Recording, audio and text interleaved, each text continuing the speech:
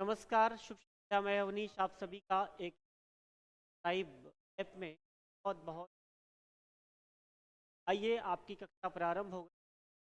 आज एक बार पुनः से हम ऐप पर उपस्थित और ये आपको नोट प्राप्त हो रहा है और फटाफट उपस्थित करके आप ऑनलाइन भी आइए मित्रों। व्याकरण पढ़ रहे हैं। व्याकरण आज सप्तमी समाप्त कर षष्ठी भी फिर इसके बाद पढ़ा जाए। ये प्रारंभ करते हैं। आज पहला सूत्र आपका लिखा है सप्तमी सप्तमी पंचम कारक मध्य। क्या लिखा है?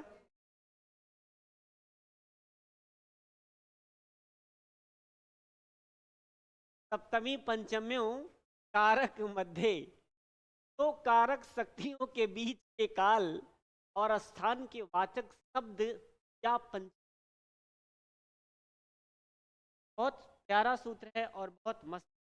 सप्तमी पंचम्यों कारक मध्य। यहाँ पर आप सबसे पहले ये समझने का प्रयास कारक मध्य का अर्थ क्या ये जरूरी ज्यादा है। क्या कारक मध्य? क्या लिखा ना? कारक मध्य। कारक मध्य का अर्थ क्या निकल करके आया सामने? आप बताएं क्या निकल के आया कारक मध्य? तो कारक शक्तियों, आप यहां लिखिएगा। तो कारक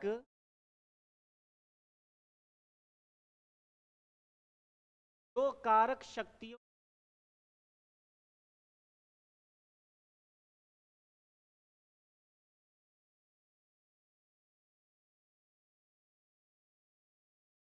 कारक शक्तियों के बीच है।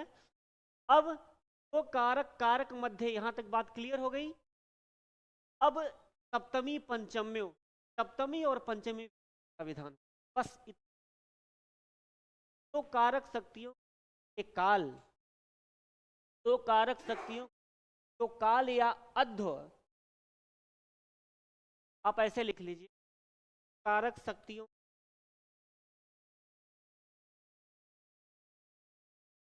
को कारक शक्तियों के तो कारक शक्तियों तो काल या अध्व होती है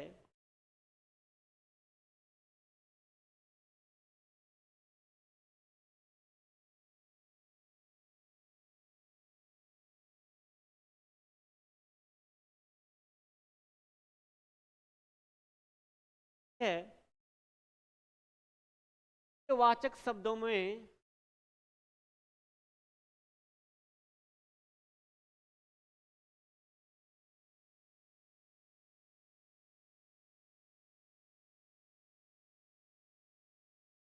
सप्तमी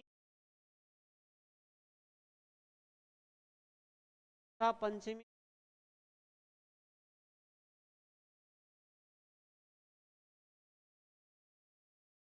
तो कारक शक्तियों तो काल या अध्व होती है। वाचक शब्द था तो कारक शक्ति काल, काल माने समय और स्थान के वाचक शब्द सप्तमी या पंचमी में रखे जाते हैं। क्या कि दो कारक शक्ति काल या अध्व माने दूरी, काल माने स्थान या दूरी के वाचक शब्दों में। उदाहरण देखिए, लिखा है उदाहरण में अद्य भुक्त्वा अयम त्रन्हे त्रंधात भुक्त्वा। यही लिख लीजिए। अद्य अद्य भुक्त्वा अयम त्रन्हे त्रंधात भुक्त्वा। क्या अर्थ होगा कि अद्य भुक्त्वा अयम, आज खा करके, भुक्त्वा भू धातु से अक्त्वा प्रत्यय लगा है, मतलब आज खा करके, अयम माने वह, त्रन्हे त्रन्हे त्रन्हात वा भुक्ता, मतलब क्या 3 बाद खाएगा। वह आज खा करके, वह आज खा करके वह फिर क्या 3 दिन के बाद खाए। कौन खा रहा है? कोई एक करता है यहाँ पर। वह अद्य भक्त्वा, पहला कारक की शक्ति ये लगी कि वह आज कार्य कर रहा। तो कारक शक्तियों के मध्य की बात बन जा रही ना। तो कारक शक्ति की बात कर रही। अब उन्होंने कहा कि आज अद्य भुक्त्वा, आज खा करके फिर कब खाएगा? 3 दिन बाद, त्रन्हे त्रन्हात्वा। तो जो जितने दिन के बाद, कहा ना कितने दिन के बाद खाएगा? 3 दिन के बाद खाएगा। ये दो कारक शक्तियों के बीच एक तो हो गया अद्यम भुक्त्वा, आज खा करके, दिन खाएगा, कर्ता इसमें एक ही। नोट करिए ये बात, उदाहरण में ये जरूर ये नोट करिए, कर्ता इसमें एक ही है।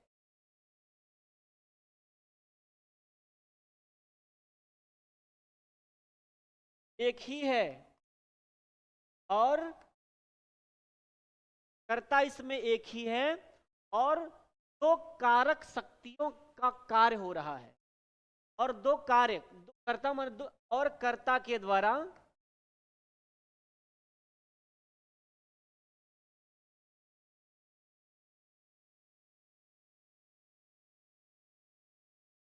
तो कारक शक्तियों का कार्य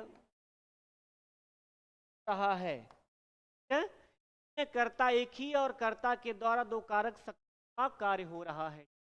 अब अब जिसने कहा था कि कहाँ लगेगी सप्तमी, कहा कि काल समय में, कितने दिन बाद फिर खाएगा? बाद।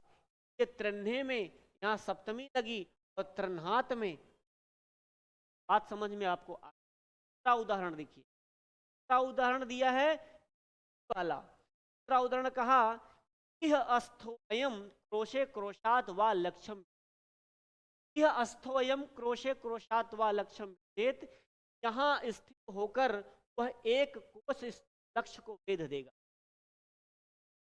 मतलब एक जगह खड़ा है, एक जगह कोई कर्ता खड़ा है, अयम अयम यह स्थित जगह खड़ा करके दूसरी जगह पर वह लक्ष्य को बाण से उठा करके भेद देगा। तो बीच के, अब यहां पर स्थित, यहां पर स्थित होकर के पहला काम तो एक स्थित हुआ, और दूसरा काम किया वह एक कोष के स्थित लक्ष्य को भेद दिया।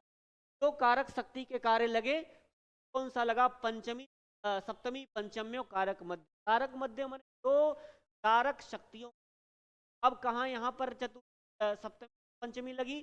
तो स्थान के वाचक शब्द में, स्थान के वाचक शब्द में, या हमने यहां लिखा अध्व माने दूरी, यहां स्थित हो एक कोष तक, इसीलिए हमने दूरी लिख लिया, परिभाषा थोड़ी अलग लिख दी ताकि आपको न हो। अध्व माने दूरी। अब बताइए, एक जगह यह अस्थोयम, एक जगह खड़ा होकर के क्रोशे, क्रोशे में कौन सी विभक्ति लगी है? सप्तमी, और कोशात में पंचमी। तो इस कितनी दूरी? एक कोष की दूरी, एक कोष की दूरी में सप्तमी और पंचमी का विधान विकल्प का लक्ष्यम भेद माने लक्ष्य को भेद दे। बात समझ में?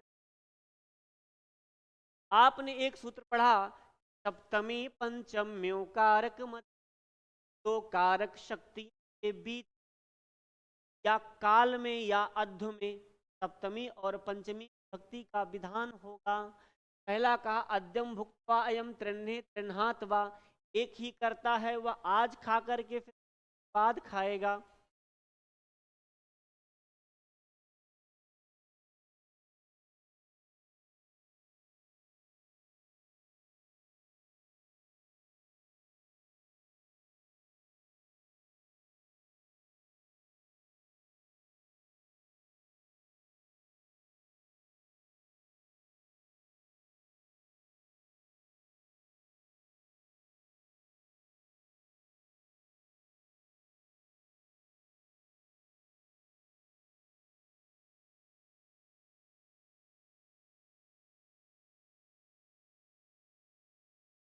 चलें, फिर आपने पढ़ा अद्य भुक्त्वा अयम त्रन्हात्वा भोक्त्वा, आज खाकर फिर 3 दिन बाद खाएगा।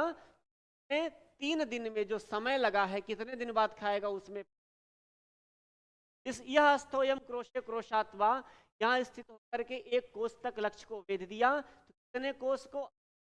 एक कोष में, उस कोषवाचक में लग गया सप्तमी का ध्यान हो गया। अब कर रही, अगला सवाल देखिए, प्रसितोत्स्काभ्याम तृतीया च, क्या? प्रसितोत्सकाभ्याम तृतीया च।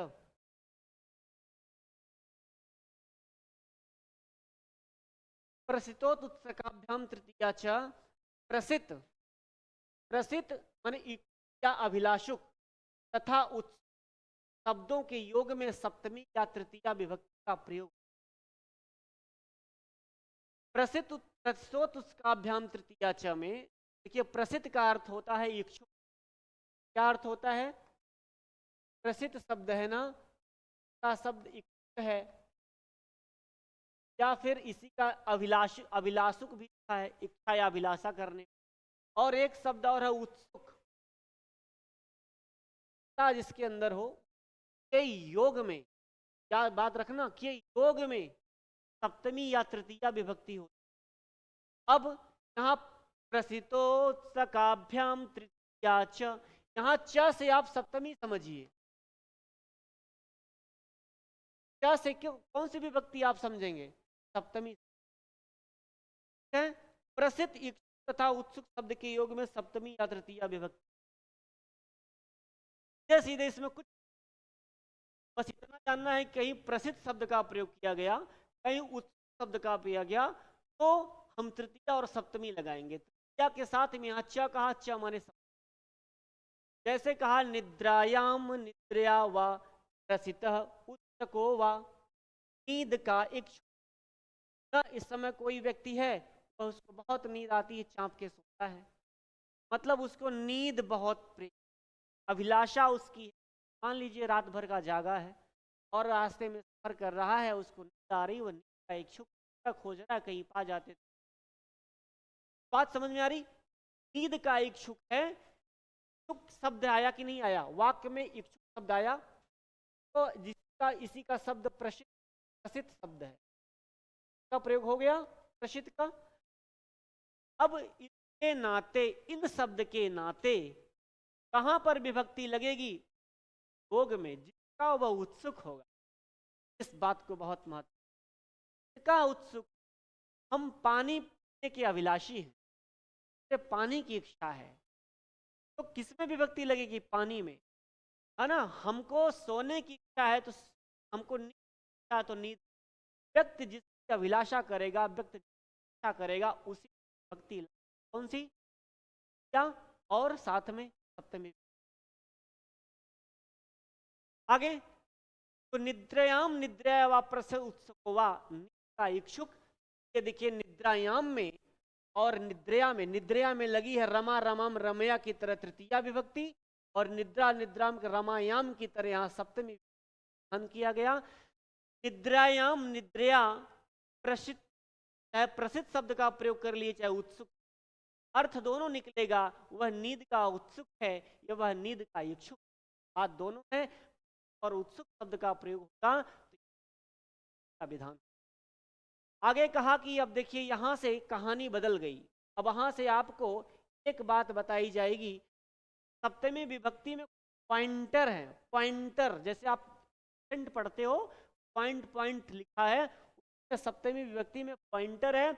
इस पॉइंटर को मैं बताता चलता हूं आज सप्तमी समाप्त करने, और आपको ये बताता चलूंगा कहाँ कहाँ पर सप्तमी होती, कहाँ कहाँ कर तृतीया होती है, कैसे। बहुत सारे साहित्य के उदाहरण इसमें दिए गए हैं बाबूराम सक्सेना की किताब में। तो आइए देखा जाए। क्या है कि कोश ग्रंथों के अर्थ में इस अर्थ को प्रकट करने के लिए सप्तमी विभक्ति का प्रयोग होता है। जैसे वाणी बल सुते शरे, अमरकोश में है बात कही, वाणी बल सुते शरे, बलि के पुत्र तथा शर के अर्थ में बाण शब्द प्रयोग। वाणी बल सुते, बल सुते में कौन सी लगी है? सप्तमी। क्या कहा? कोश ग्रंथों में ये अर्थ में, ये अर्थ में, ये सबसे बड़ी बात है। जैसे का इच्छुक, पानी का इच्छुक, जागने का इच्छुक, पढ़ने का इच्छुक, जाने का इच्छुक, तो का की के निकल रहा है। यही बात कोश ग्रंथ में प्रकट करने के लिए सप्तमी का प्रयोग होता है। बाणी बल सुते, बलि के पुत्र, कर के अर्थ में बाण शब्द प्रयोग, कर माने बाण होता ही है। वाणी बल सुते, यहाँ सप्तमी विभक्ति का प्रयोग होगा। आगे कहा यहाँ पर व्यवहार या आचरण अर्थ वाले शब्दों के योग में भी सप्तमी विभक्ति का प्रयोग होता है। ये लाइन पॉइंटर लिखना आपको रटना है। जैसे आप अभितः परितः समया निक्षा पढ़ते हो, जैसे आप उभयतः कृष्ण उभयतः परितः सर्वतः दिक ऊपर अधो अधि पढ़ते हो, जैसे आप बहुत सारे दिक प्राक प्रत्यक बही योग के विभक्ति पढ़ते हो, इसी तरह आपसे ऐसे पढ़ना है। व्यवहार या अर्थ वाले शब्दों के योग में भी सप्तमी विभक्ति का प्रयोग होता है। व्यवहार और आचरण में एक आपका व्यवहार शब्द होगा,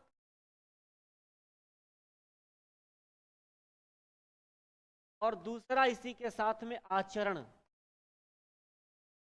यदि यहीं पर व्यवहार और आचरण का प्रयोग होगा फिर सप्तमी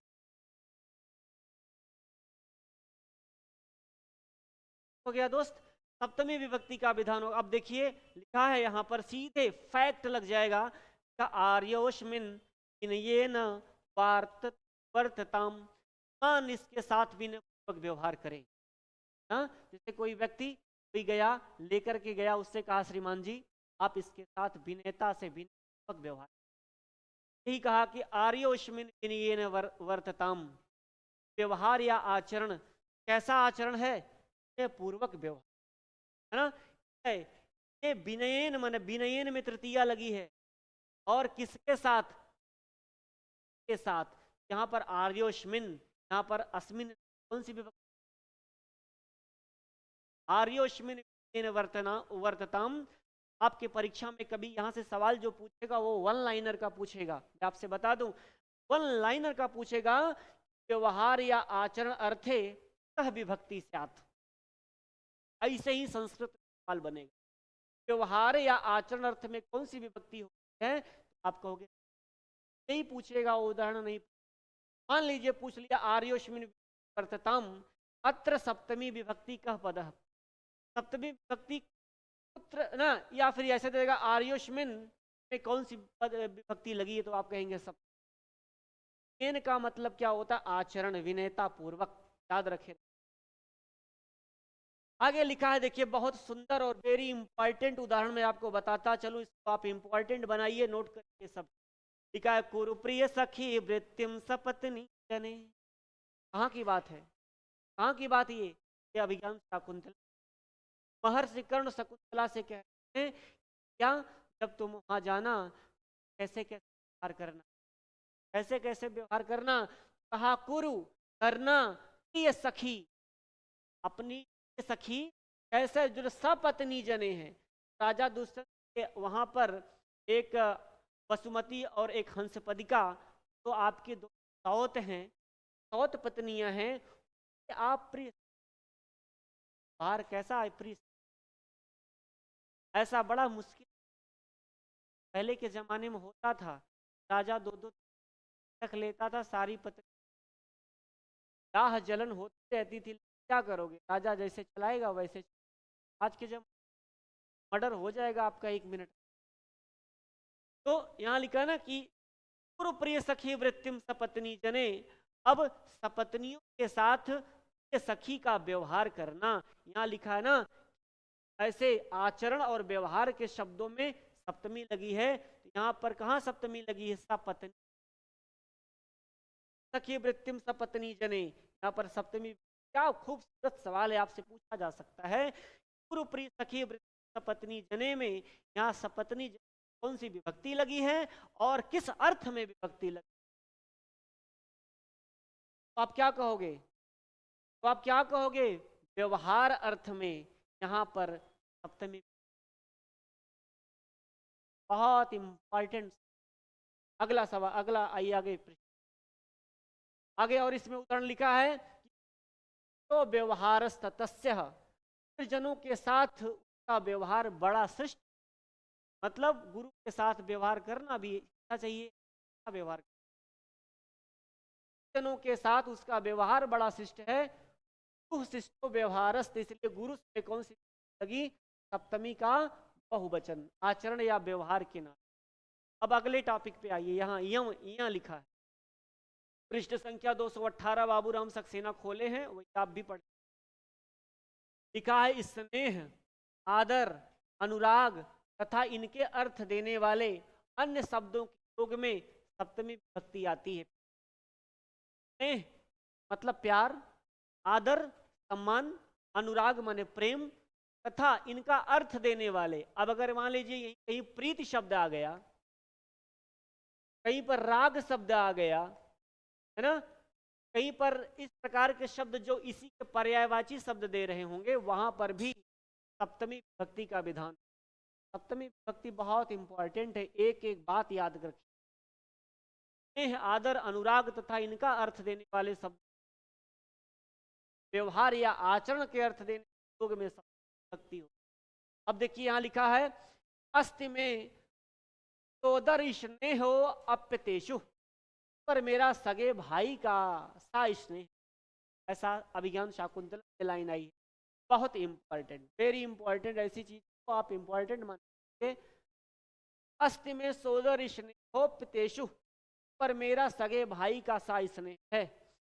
ये सोदर स्नेह यहाँ पर अपितेषु, यहाँ पर सप्तमी विभक्ति दिखाई पड़ रही। स्वयोषित रति ही अपनी अपनी स्त्री पर प्रेम, ना, ये कहाँ कहा गया है? शतक में आपकी यह बात बताई गई हो। अपनी स्त्री से प्रेम करो ऐसा भी बताया गया है। स्वयोषित, ओषति माने योषित माने पत्नी, स्वयोषित रति, रति शब्द प्रेम किया गया। यहाँ हमने कहा था ना, प्रीत, स्नेह, आदर, अनुराग के अलावा एक शब्द और इसमें मान था, रति। रति का मतलब ही प्रेम। तो प्रति ही प्रेम अपनी पत्नी से करो, यहाँ पर इसलिए स्वयोषित सप्तमी विभक्ति का विधान किया गया। देवै चंद्रगुप्त दृढ़ अनुरक्ता प्रकृतयः, यह मुद्रा राक्षस में बात कही गई है। महाराजा चंद्रगुप्त में प्रजा का बड़ा अनुराग है। महाराजा चंद्रगुप्त में प्रजा का बड़ा अनुराग है। प्रजा मतलब महाराजा चंद्रगुप्त से प्रेम करती है, भाव ये है। देवै चंद्रगुप्त दृढ़ अनुरक्ता प्रकृतयः, यहाँ पर चंद्रगुप्ते में कौन सी विभक्ति लगी है? सप्तमी किया गया। दंडनीत्या नात्यादृतो अभूत, कुमार चरितम में यह बात कही गई। दंडनीति के प्रति उसका बहुत आदर भाव नहीं। दंडनीत्या नात्यादृतो अभूत, दंडनीति के प्रति उसका बहुत आदर भाव नहीं, ऐसा मतलब यहां पर कहा गया है। इसलिए दंडनीत्याम नात्रिसा अभूत, आदर भाव नहीं था। नात्या अभूत, दंडनीत्याम यहां पर विभक्ति लगी है, ठीक है, यहां पर विभक्ति। न तापस कन्यकायाम ममाभिलाष, तपस्वी कर्ण की कन्या पर मेरा प्रेम नहीं।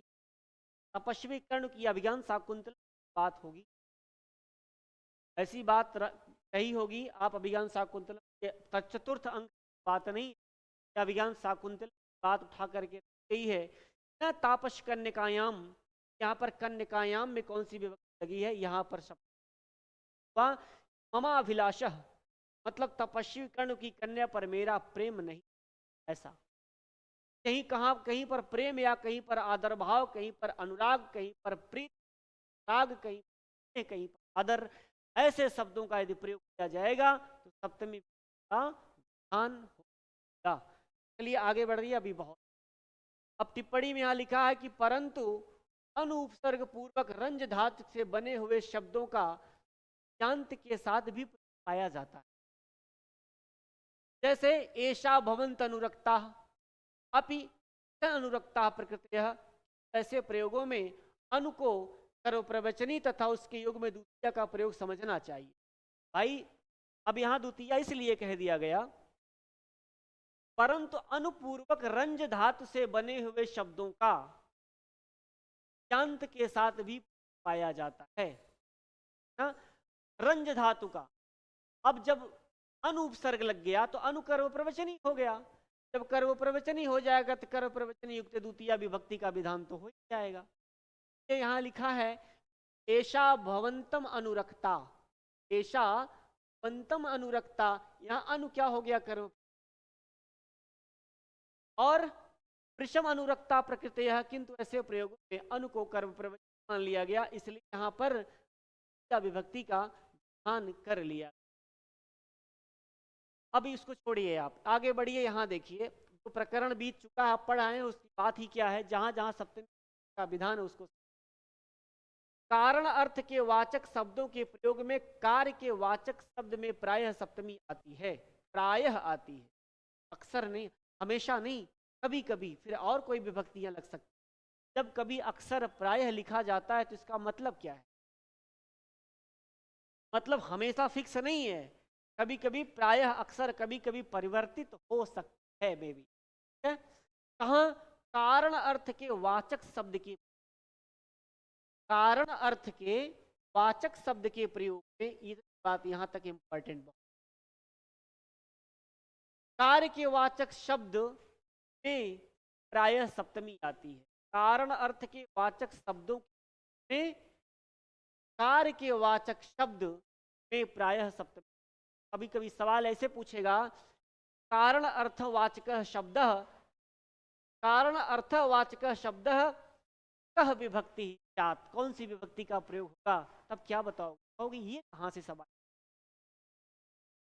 बाबूराम, तो पेपर ऊपर है, कारण अर्थ के वाचक शब्द के कार्य के वाचक शब्द प्रायः सब है। कहा कि दैव में वही नृणाम वृद्ध्यो, ये कारणम।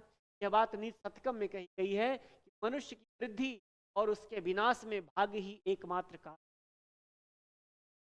मनुष्य की वृद्धि हो और उसका विनाश हो, भाग्य ही एकमात्र कारण है। मतलब यदि भाग्य में विनाश होगा तो विनाश काले विपरीत ऐसा होगा, और यदि भाग्य का उदय होगा, बुद्धि निश्चयात्मिका बुद्धि आपकी निश्चयता के मार्ग पर। बात समझ रहे? में भी निर्णाम वृद्धो क्षय कारणम, मनुष्य की वृद्धि और उसके विनाश में भाग्य ही एकमात्र क्या होगा? तो यहां पर दैव में भी निर्णाम वृद्धो क्षय कारणम, कारण के अर्थवाचक शब्द, कार्य के वाचक शब्द में सप्तमी आती है। तो दैव में भी निर्णाम, यहां निर्णाम में विभक्ति लगी है। अब आगे कहते हैं ये वाक्य, इसको देखिए। लेकिन याद रखना, कारण अर्थ के वाचक शब्द प्रयोग में कार्य के वाचक शब्द प्रायः सप्तमी। यज धातु तथा उससे बने हुए अन्य शब्दों के योग में सप्तमी का प्रयोग होता है। यज धातु तथा उससे बने हुए अन्य शब्दों के योग का होता, जैसे आसादुदर्शी तत्र भवान काश्यपो, यह नाम आश्रम धर्मे है नियुक्त। यह शकुंतला में कहा गया, शाकुंतल में कहा कि पूज्य काश्यप ने तो इसे आश्रम के कर्मों में लगा रखा है, यह ठीक नहीं किया। असाददर्शी छत्र भवान काश्यपो, यह इमाम आश्रम अर्थे नियुक्ते, ये यहां पर हम पढ़ रहे हैं, यहां पर पढ़ रहे हैं। असादुदर्शी तत्र भवान काश्यपो, यह इमाम आश्रम धर्मे। यहां क्या कहा? यज धातु तथा उससे बने हुए अन्य शब्दों की योग सप्तमी है। यहां पर नियुक्त रूप से लिखा, नियुक्तर्ग है, धातु का प्रयोग किया, पूर्वक युज धातु का प्रयोग किया, नियुक्ते आत्मने पद में रूप डाल लिया गया, बन गया। अब इसके नाते, धातु के प्रयोग के नाते उससे बना हुआ जो शब्द है वह किस विभक्ति में होगा? यहाँ पर लिखा है कि ना, आददर्शी काश्यप इमाम आश्रम, इमाम आश्रम धर्म में, यहाँ पर विभक्ति लगी ही। त्रैलोक्य प्रभुत्व तस्मिन युज्यते, त्रिभुवन का भी राज्य उसके लिए उचित ही है। त्रिभुवन का भी राज्य उसके लिए उचित ही है। त्रैलोक्य प्रभुत्व तस्मिन युज्यते, युज्यते में भी यहाँ पर कौन सी विभक्ति लगी है? धातु, धातु का प्रयोग हो गया, तो यहाँ पर तस्मिन में कौन सी विभक्ति का विधान दिख रहा है? सप्तमी। ये एक एक लाइन मेरे कहने का मतलब, इसमें मैं और क्या पढ़ाऊं, सीधे कह दिया गया। जैसे कह दिया गया कि अभितः के योग सॉरी द्वितीया, ब्रह्म की योग में तरह से धातु तथा उससे बने हुए शब्दों की योग में कौन सी विभक्ति? सप्तमी। ना, कारण अर्थ के वाचक शब्दों की कौन सी विभक्ति? सप्तमी। आचरण और आदर के शब्दों में कौन सी विभक्ति? सप्तमी। प्रकार की बात को नोट कर लेना, एक पे आएगा। आगे देखें अगला। अब यहाँ पर भी टिप्पणी बता रहे हैं, कह रहे हैं कि युज धातु के बाद वाले उचित अर्थ में विद्यमान पूर्वक पद इत्यादि धातुओं तथा उनसे बने शब्दों के योग में सप्तमी आती है, षष्ठी प्रायः प्रयुक्त। पहले कह दिया था जब आप कोई विभक्ति पढ़ते हैं वहां पर प्रायः शब्द का जब प्रयोग किया जाता है, सूत्र पढ़ते हैं, इसका मतलब यह है वहां पर अन्य विभक्तियां भी कार्य करेंगी। धातु के बाद वाले अर्थ में विद्यमान सर्ग पूर्वक पद इत्यादि धातु का उनसे बने शब्दों के योग में भी सप्तमी आती है, षष्ठी। जैसे कहा अथवोपन्नमेत दृश्यकल्पे अस्मि राजनी, यह शकुंतलम के द्वितीय अंक का है। अथवा ऋषि कल्प महाराज के लिए उचित, बात अभिज्ञान शाकुंतल अंक में है कि ऋषि कल्प महाराज के लिए उचित है।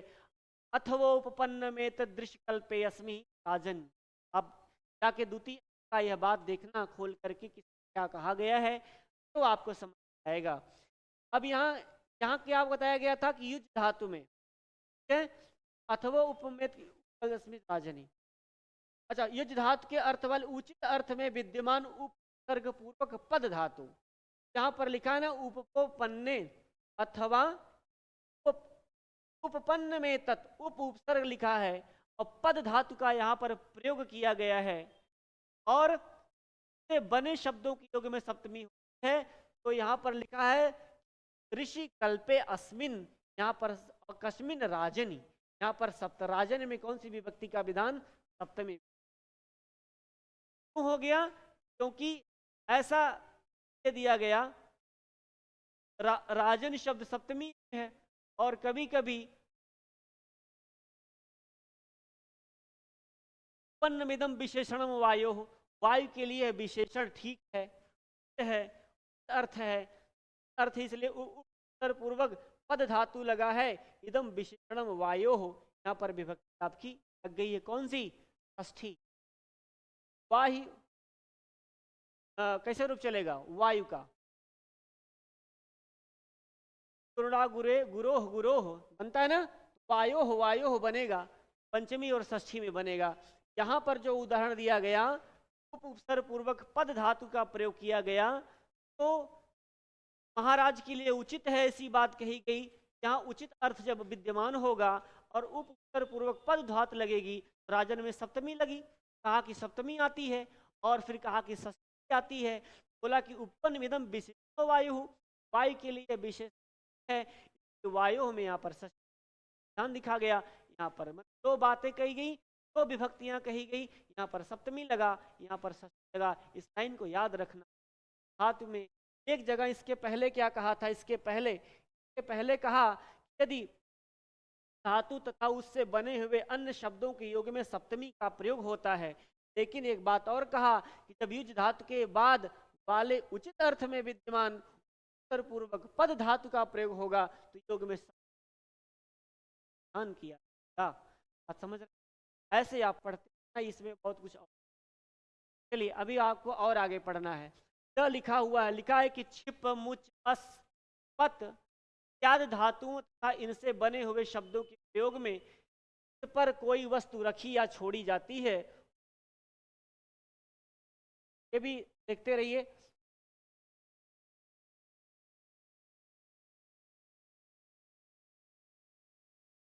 चलें फटाफट देखें कि लिखा है कि छिप मुच और क्या लिखा है? छिप मुच और अस पत ऐसे धातुओं तथा इनसे बने हुए शब्दों के प्रयोग में पर कोई वस्तु रखी या छोड़ी जाती है सप्तमी है। जैसे शरान मुमुक्षु, किरणों पर बाण छोड़, क्या होगा? किताब खोलिए दिख जाएगा।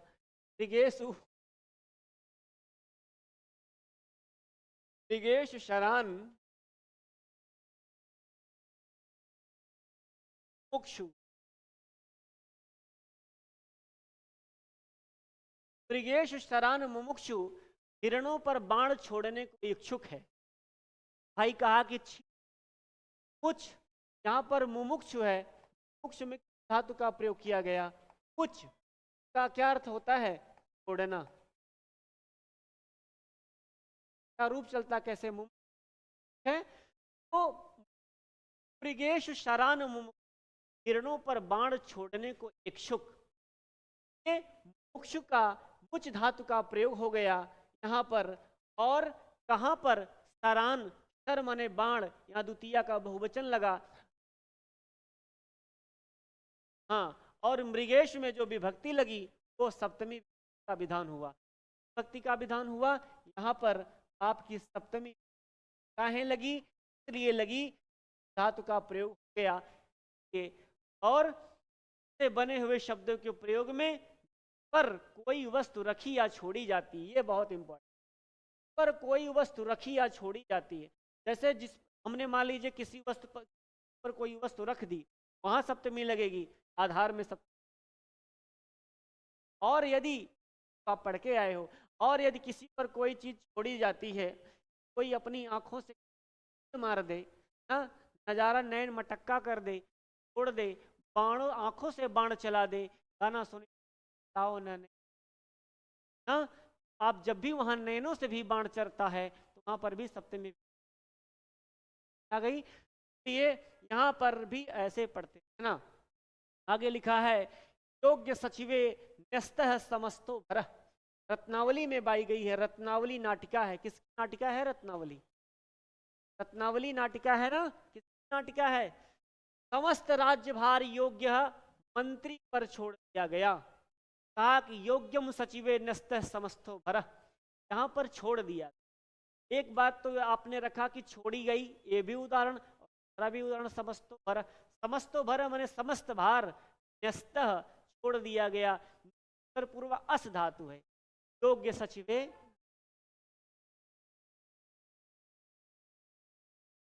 क्या लिखा? योग्य सचिवे, योग्य सचिवे न्यस्तः समस्तो भरः।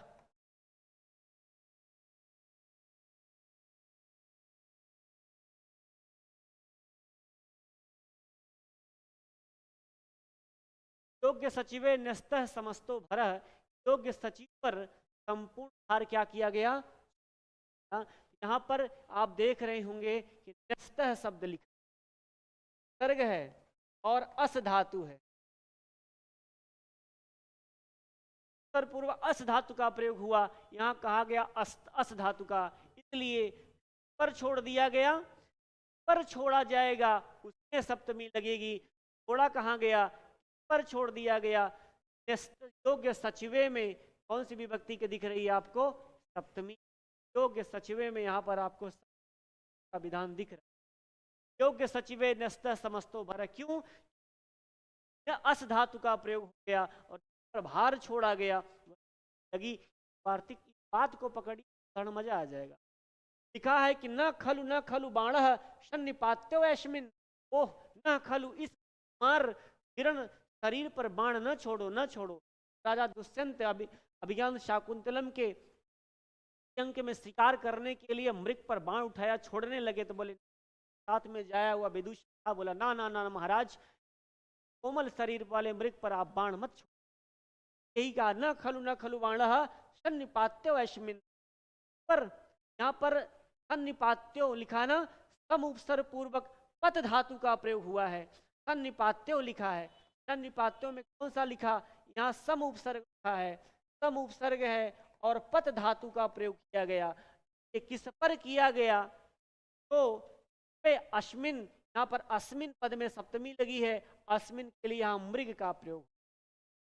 न खलु बाण सन्निपत्यो अस्मिन, यहाँ अस्मिन कौन है? न खलु बाण सन्निपत्यो अस्मिन, यहाँ अस्मिन कौन है? ये बाण नहीं, ऐसा यहाँ इसलिए क्या? अस्मिन। नाश नामनि मंत्रिणी राज्यभार आरोप्य, नाश नामक मंत्री पर राज्यभार सौंप कर या राज्यभार छोड़ दिया। पर छोपा राज्यभार आरोप्य, आरोप में कौन सी धातु है?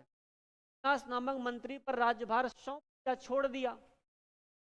तो मुच धातु का आरोप्य है ना, आरोप में आप पत धातु का प्रयोग, आरोप्य शब्द बनता कैसे है?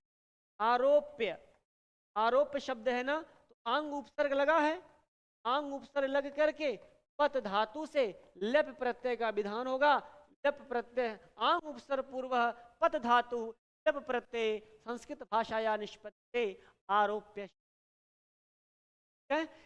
ये आरोप्य शब्द बन गया राज्य सुकनाशा नामनी मंत्रिणी। तो यहाँ पर सुकनास नामक मंत्री पर यहाँ मंत्रिण में कौन सी विभक्ति का विधान हुआ? सप्तमी विभक्ति हुआ। सुकनाश नामनी मंत्री राज्य भारे आरोप्य।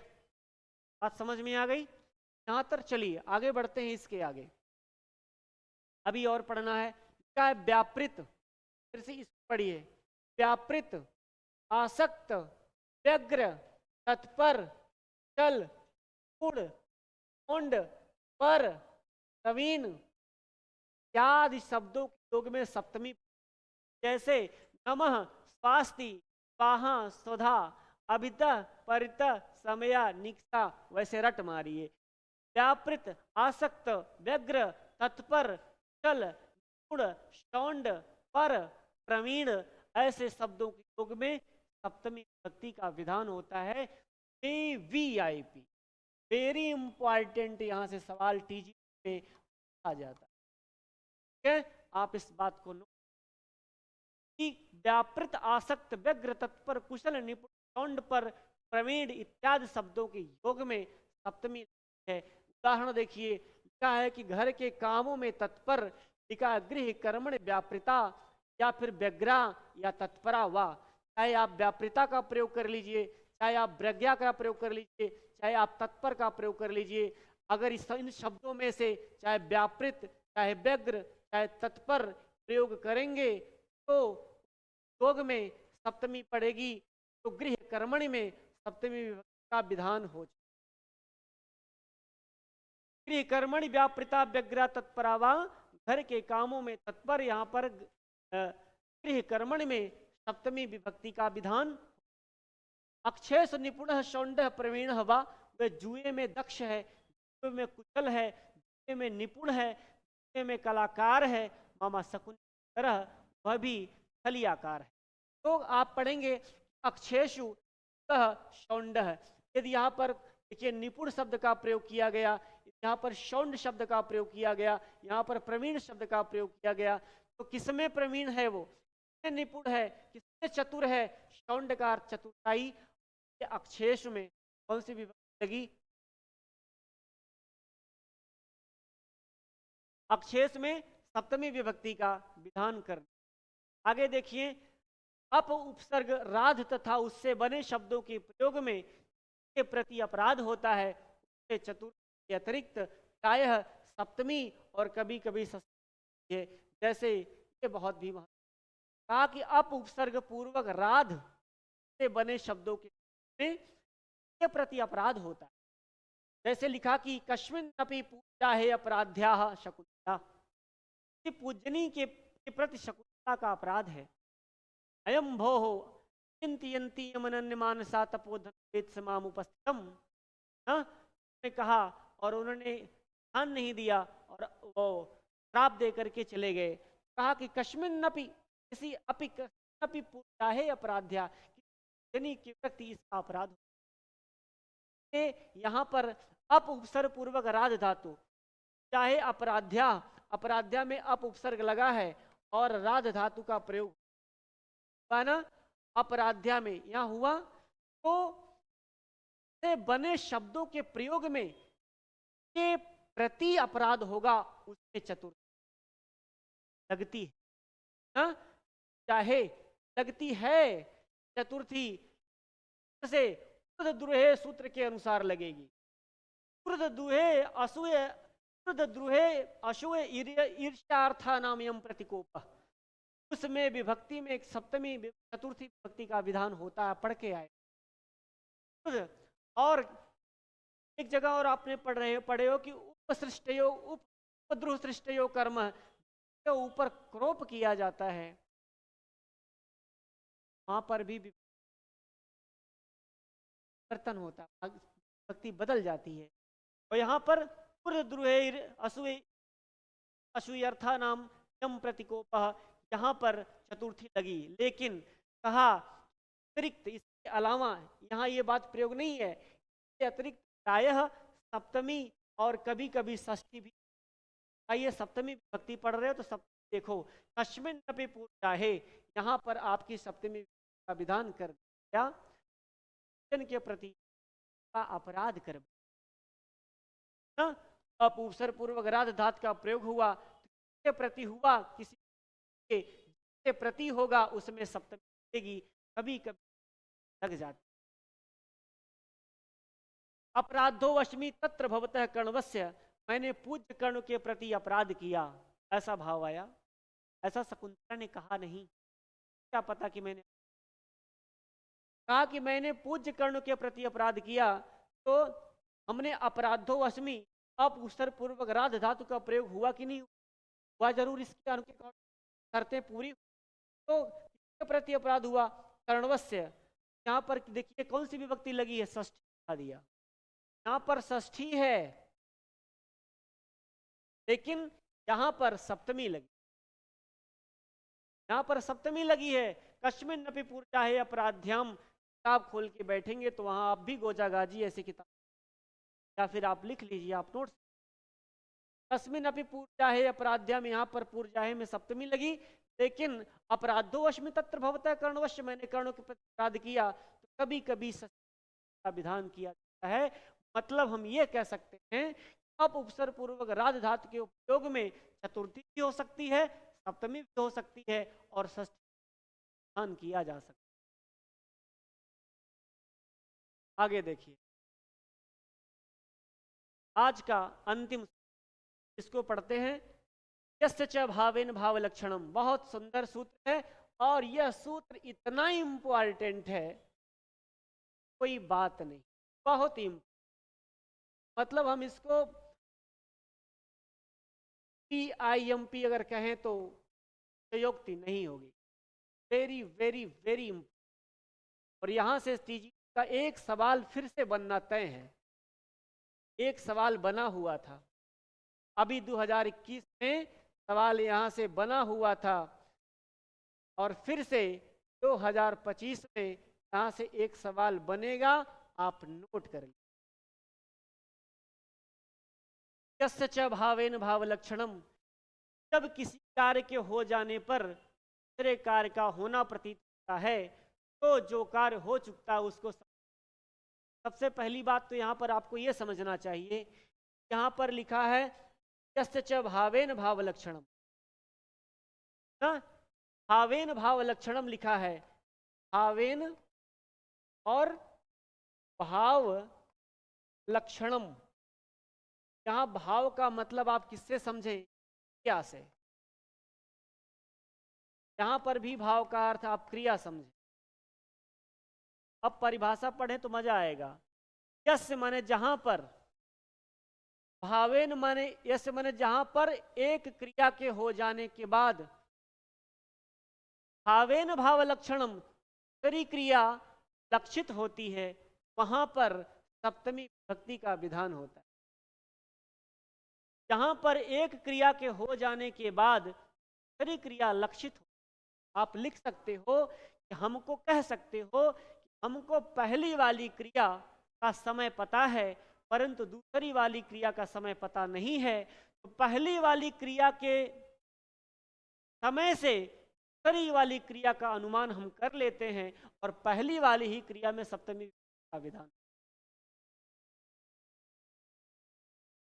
यस्य च भावेन भाव लक्षणम, जैसे हम कहें कि उदाहरण आपकी बहुत देखेंगे अभी, जैसे मान लीजिए कोई ग्वाला है,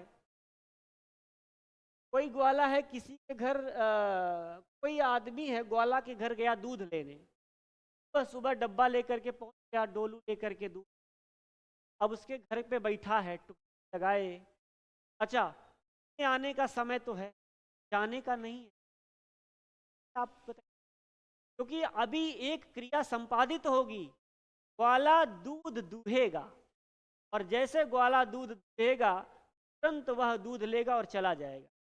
यही बात यहाँ कहेगी, यस्य च भावेन भाव लक्षणम, एक क्रिया की वजह से दूसरी क्रिया लक्षित होती है, पहली वाली क्रिया में सप्तमी।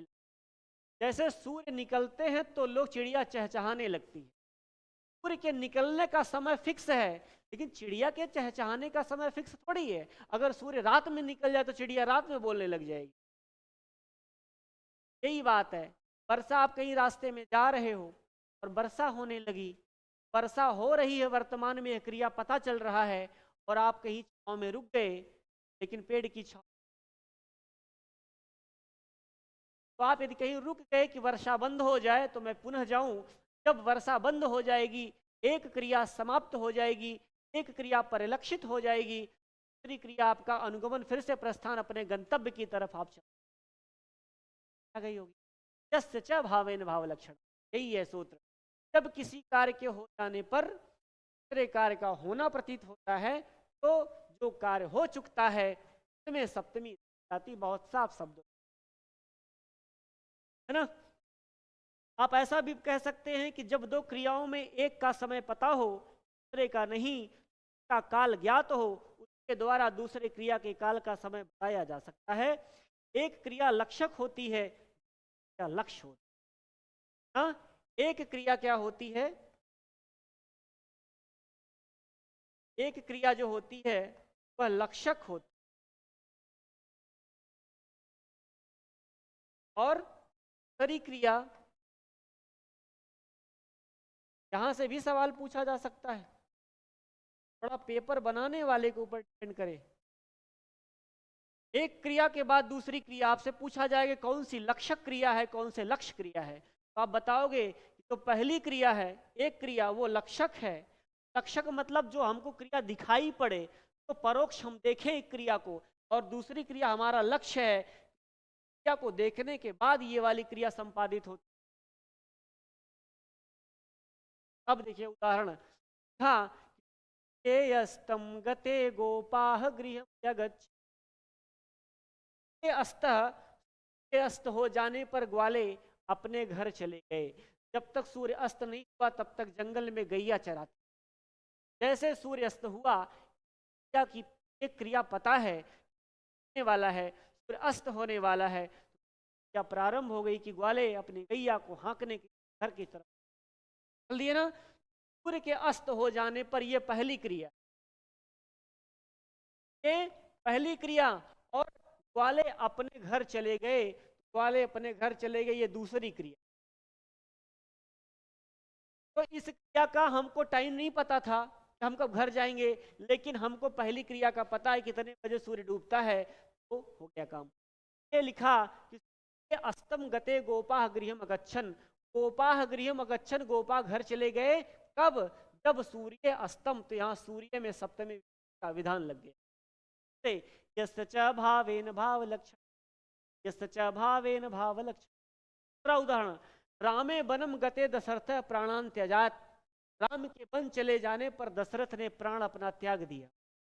और राम, दशरथ प्राण थोड़ी त्यागे होते, राम के बीच प्राण त्यागे थे।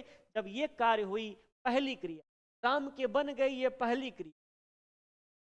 यस्य च भावेन, यस्य च भाव, यस्य च भावेन हुआ, यह पहली क्रिया हुई, और दशरथ की मृत्यु हो गई, ये भाव लक्षणम हो गया। ये भाव लक्षणम हो गया, पहली क्रिया में विभक्ति लगाएंगे तो रामे बनम गते, इससे रामे बनम गते, यहां पर आप सब का विधान दिख रहा। पहली वाली क्रिया में सप्तमी लगेगी। यह वाक्य अभिज्ञान शाकुंतलम से एक पूछा था कि अंतरहिते ससनी कुबद दृष्टि नंदयंत संसमर, आपने पढ़ा था, यही सवाल पूछा था टीजीटी ने। जब एक सूर्य अस्त हो जाता है तो फिर वो मेरी दृष्टि मैंने मेरी नजरों को अब ये वो चीजें अच्छी नहीं लगती है ना। वहां से पूछा गया था दृष्टि ने संस्था। अब चंद्रमा का जब प्रकाश चला गया तो अब ये मेरी नजरों को अच्छी नहीं। देशे गायत सर्वे जहसु, यहाँ से आपके अनुवाद भी पूछा जा सकता है। सुरेश के गाने पर सब हंस पड़े, इसका संस्कृत अनुवाद बताइए, तो आप क्या होगा, सुरेशे गायत सर्वे जहसु। सुरेश के गाने पर पहला काम हुआ कि सुरेश गाए, अंड बंड गाए होंगे, ऐसा चौकराई किए होंगे। इसके बाद में हंसी छूट गई। जोकर जब मजाक करता तो हंसी नहीं छोड़ती। पहले वो गाया तब लोग सब हंसे, पहली क्रिया हुई तब दूसरी वाली हुई। पहली क्रिया हुई सूर्य से गाय, इसलिए सूर्य में कौन सी लगी?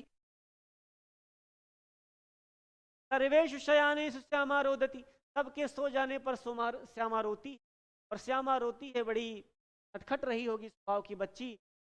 ऐसे हैं कि जब जब जब सोने का समय आता है तभी रोती है ना। तो ये सबके सो जाने पर श्यामा रोती है। सब ये सबके सो जाने पर पहली क्रिया, और दूसरी क्रिया श्यामा रोई। जब सब लोग सो गए तभी ये रोई। सबके सो जाने की वजह से सर्वेषु शयानेषु में यहाँ पर सप्तमी का विधान हुआ। सर्वेषु शयानेषु में किससे? ये सच भावेन भाव लक्षण। यहाँ पर सूर्य के अस्त होने पर ग्वाले का घर जाना, राम के वन जाने पर दशरथ का प्राण त्याग करना, इसके गाने पर सबका हंसना, तथा सबके सो जाने पर श्याम का रोना प्रतीत होता है। ये सूर्य में, रामे में, देशे में, सर्वेश में, ये सब सप्तमी। बस यस च भावेन भाव लक्षणम पर समाप्त हो। आप अच्छे से समझ गए होंगे, इतना समझना, इतना पकड़े रहिए, काम हो जाएगा। ये बहुत इंपॉर्टेंट सूत्र आज आपने पढ़ा, और यहीं से सप्तमी विभक्ति समाप्त हो चुकी। अब शेषे षष्ठी हम लोग पढ़ेंगे। तो कुछ शेष बचा हुआ है, तो हमने कर्म में नहीं पढ़ा, तो हमने कर्ण में नहीं पढ़ा, तो हमने संप्रदान में नहीं पढ़ा, तो हमने अपादान में नहीं पढ़ा, तो हमने अधिकरण में नहीं पढ़ा, शेष बच गया। पढ़ने के बाद तो उठा करके रख दिया और कह दिया कि शेषे षष्ठी, शेषे षष्ठी कह दिया। शेष में षष्ठी का विधान का, षष्ठी विभक्ति कारक विभक्ति, यह संबंध मात्र की व्याख्या होती है कारक के अंदर। अब आप षष्ठी विभक्ति आखिरी पढ़ेंगे, इसका समास पढ़ेंगे, सिलेबस के बहुत नजदीक है। आज की कक्षा को यहीं पर हम विराम करेंगे। कल आपसे मिल, बहुत बहुत धन्यवाद।